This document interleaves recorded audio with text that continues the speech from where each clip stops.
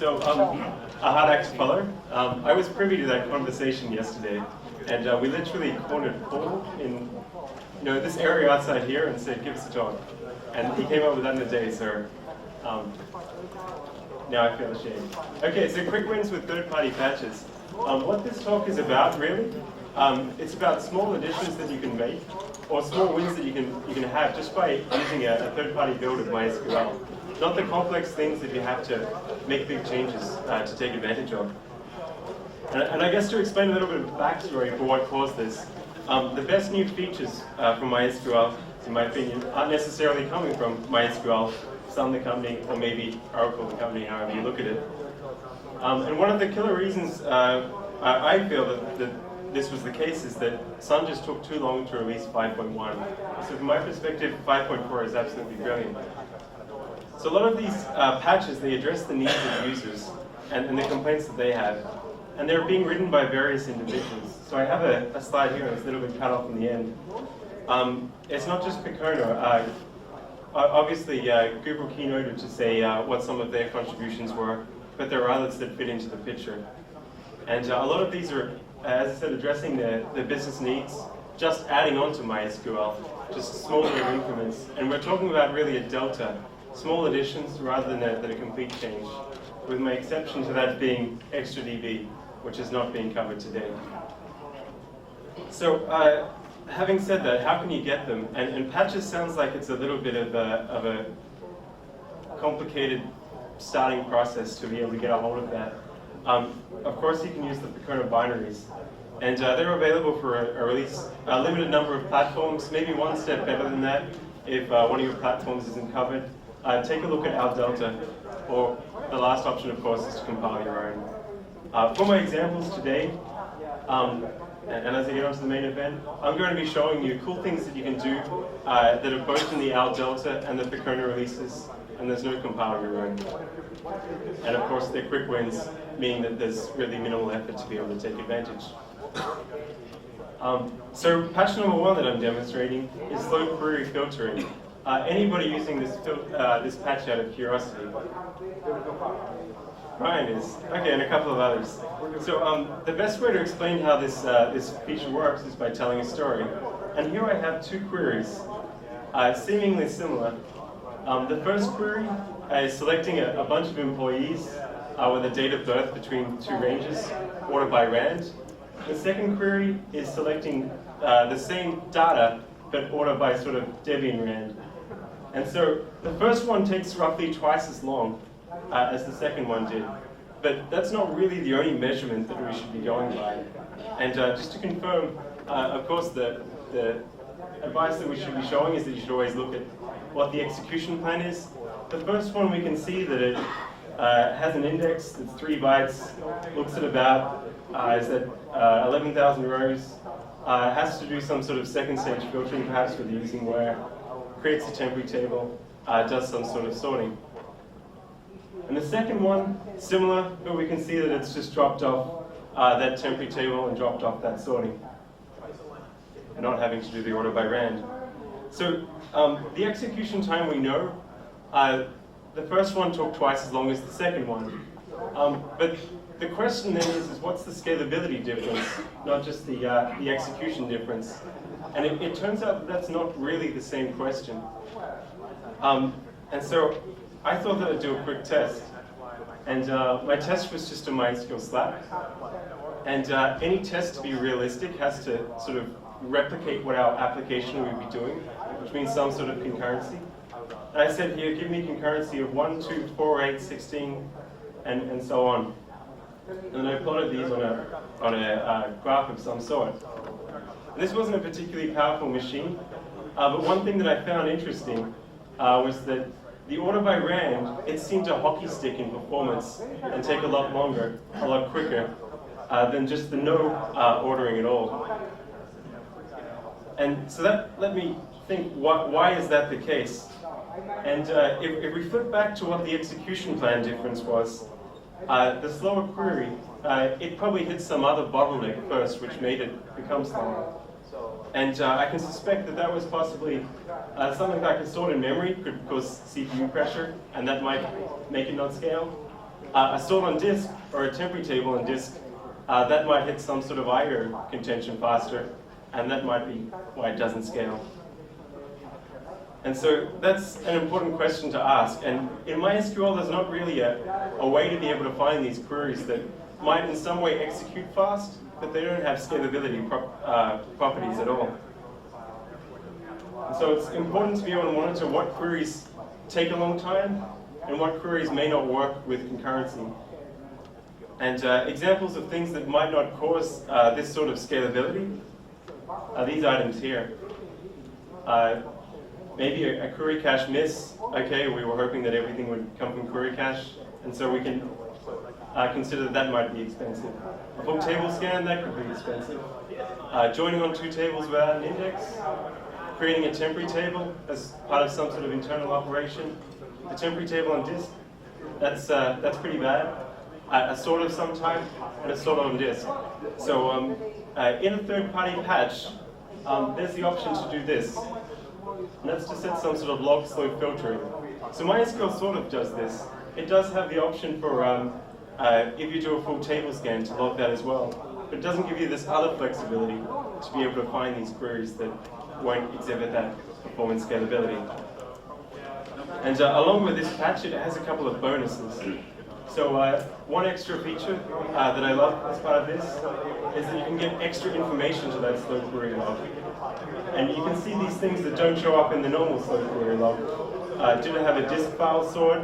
How many sort merge? Or did it have sort merge passes? Was it a full table scan, full join, temporary table? This information can be really helpful. As well as that, it can say the micro time, not just the number of seconds that it took to execute. A second extra feature to that is that prior to MySQL 5.1, you couldn't actually say a smaller threshold than 1 second for how long a query takes. So I heard by one measurement that you should be taking up to 7 queries to generate a web page. If you can do them less, that's cool.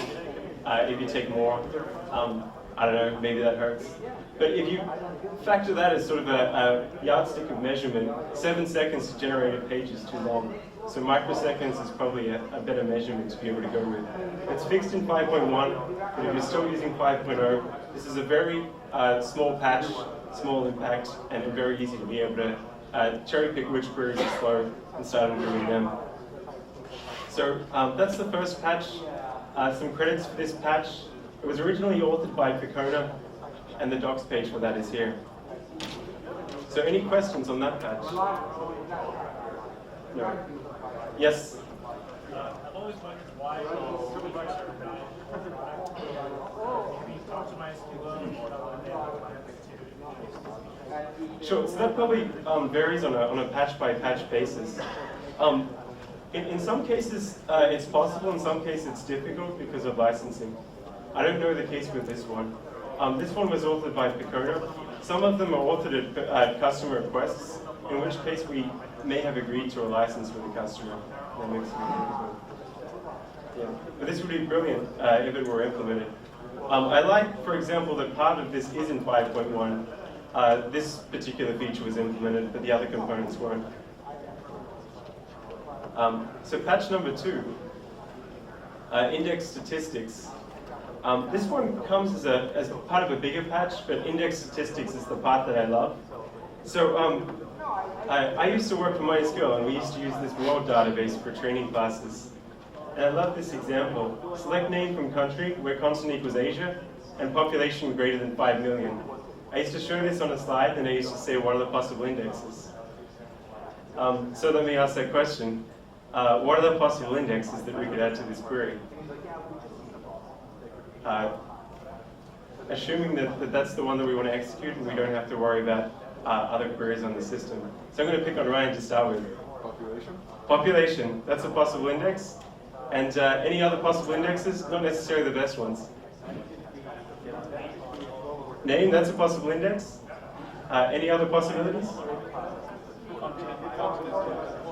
Continent and population? Yep, or just continent. There's a lot of possible combinations. And then if we ask which one's the best one, then that's kind of interesting. My best answer is that these ones work for that situation. We can add something on continent, we can add something on continent population. We can add something on continent population and name. And then, and I'll just read that query again so there's not too much of a disconnect. Select name from country where continent equals Asia, population greater than 5 million, order by name. Then there are some indexes that are possible, but they're actually not usable. MySQL chooses, for a good reason, not to use them. It decides that table scanning is going to be more efficient than selecting that index. For the same reason that sort of if we were to look up in a phone book and sort of match every record, does that make sense to do all that random I/O when we could just go sort of cover to cover and just skip over the occasional records? So an index has to filter down on sort of 20% or less of the records to be useful. And if we look at population, there aren't that many countries with a population greater than less than 5 million, so it's much faster to table scan in that instance. It turns out that having to read that name index just to avoid the sorting, but then have to go from the index to the data row, that's more expensive as well. So MySQL chooses not to use that index. And you really have to add the indexes and try to see if MySQL uses them to be able to figure out why it's avoiding them. And I've benchmarked and tested these things, and MySQL is absolutely correct in these instances. So then what do you do if you add the wrong index? And it's a common problem. As the distribution of your data changes, your indexes that were good may no longer be good. And the truth to this problem is that in a stock MySQL release, you cannot. There's no way to find out indexes that are dead and no longer have any use. Other than, I don't know if this is an acceptable solution, you can drop all the indexes and start again. I have done that before. Yeah, and did I mention, I think I did, that this distribution, or this use of an index can change as your tables start sort of expanding in weird ways. And it's a really annoying problem. So this patch, authored by Google, once installed in your server, it's like a row counting feature to be able to tell as an index is being used. And this is one query using the index statistics that shows up in information schema to be able to find indexes that haven't been hit at all. And the best example is to grab this from our blog, and if you're using a Percona release, test to see if that's the case. If you have some indexes that are no longer being used. Adding these indexes, or adding indexes that are unused, is quite possibly going to slow down your write performance. Okay, so index statistics, yeah, I sort of explained it. It's a very simple statistics counter to be able to tell as an index has been used. It's pretty low impact. There's not really any chance of too many bugs coming out of this. And it's pretty easy to retrofit in that you can see quite quickly if this is the case, and quite often is. You know, I haven't tried that, but presumably it responds to a flush command, doesn't it? Okay. I don't know. Does anybody know the answer to that question? Can you reset the counters online? Index statistics patch. Can you reset the counters online? Okay, nobody knows the answer. We will. There is an option to do that? Okay. I'll confirm that, and when I upload my slides, I'll maybe put a note or something like that. So that comes as part of a bigger patch. That patch is authored by the team at Google. It comes as part of index statistics, user statistics, and table statistics. And there's the doc page there. So onto a few smaller patches. InnoDB has its separate data dictionary, separate from MySQL. And this is sort of, because of origins, InnoDB was its standalone database and then just brought into MySQL. It's not too often a problem, but this information is absolutely redundant. It becomes a problem in that the amount of buffer pool space that InnoDB can allocate to your data dictionary is not limited. So if you have a lot of tables on a system, you have the potential that a lot of your InnoDB buffer pool is taken up by the data dictionary. Hosting companies seem to have this problem. So there's a patch, and this patch allows you to set some sort of soft upper boundary of how much of your buffer pool is allocated to data dictionary, and this one is available here. So A small one? A question? Sort of a low fixed cost, right? How much in the real world do you expect could possibly be used there with 30 gigabytes? You know, I haven't had to use this one personally, so it would depend a little bit on the case. Anybody have any suggestions?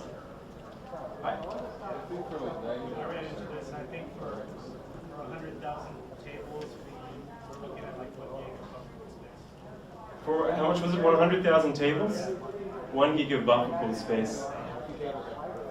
Yeah. How many columns on a table, just for average comparison? Nothing out of the ordinary. Nothing out of the ordinary, so maybe 510? Perfect. So it can be a cause for concern. Yeah. So another patch, the global long query time, and this shifts back to slow query logging. It's a major source of where we can find incremental improvements that we can make to our database. So the rules for where a lot of these parameters are set is when a connection comes into the server, it sort of clones off what the value for long query time is, and then uses that for the duration of that connection. So if you wanted to be able to say, I want to start monitoring this server now, and drop down the threshold of what the long query time is, existing connections are going to ignore that setting. And just by enabling this setting here, it's called use global long query time, it doesn't read that session value at all. It just refers to what the global value is. A saver with connection pooling. So that's a quick one as well. And really my last one, and this one probably moves a little bit more into the experimental territory, is that there's an interesting case with MySQL 5.0. As soon as you turn on binary logging, you can have a huge drop in performance. And this has to do with the group commit internally to be able to keep values in sync. So Peter reported this bug a long time ago, 2005. A customer reported that they went from 135 transactions to, and then it's cut off, 35 transactions. There really is a big value. This is most evident that you'll see the drop if you're not using some sort of battery-backed write controller, because it causes a couple more F-syncs than it should.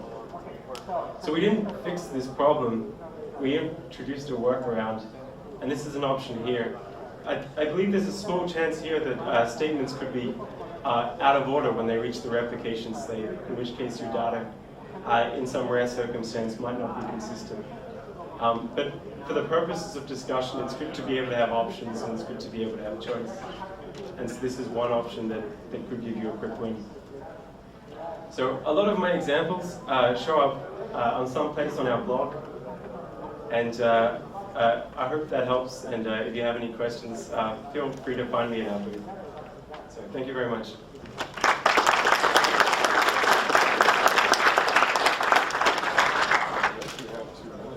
I have 2 minutes. Okay, so by request, any questions? So about the Yeah. the Percona What revision of? I don't know if I'm in the R7 or not. Is it in here? The team's not here, but I believe that one did make it into the most recent release of the Percona patches. Yeah. Okay. One thing I don't quite understand is what the bar of the entry is to deciding whether one of these patches goes in the extra DB release. Because the extra DB release contains some of these, but not most of them. Sure. So my talk actually originated from more 5.0 land, and that's true. And that was our original set of patches. And then we started producing XtraDB, and initially it didn't have all of the same patches that were 5.0, with XtraDB being based around 5.1. I can't think of many that have not made their way to 5.1 now. It might be possible, and if that's not the case, the trend will be that it shouldn't be too long, unless they're sort of superseded by other patches or other enhancements, which is entirely possible. So, I think you probably answered that, but are these on a 5.1 or 5.0? A lot of these patches were targeted around 5.0. Yeah, this is the smallest risk to be able to retrofit to your application. So all these patches you're talking about part of an old Delta Actually, the only exception that I'm not sure about, because I changed my site last minute, is the InnoDB unsafe group commit. But the other ones are in our Delta. Yeah. Okay, I'm getting cut. Thank you very much.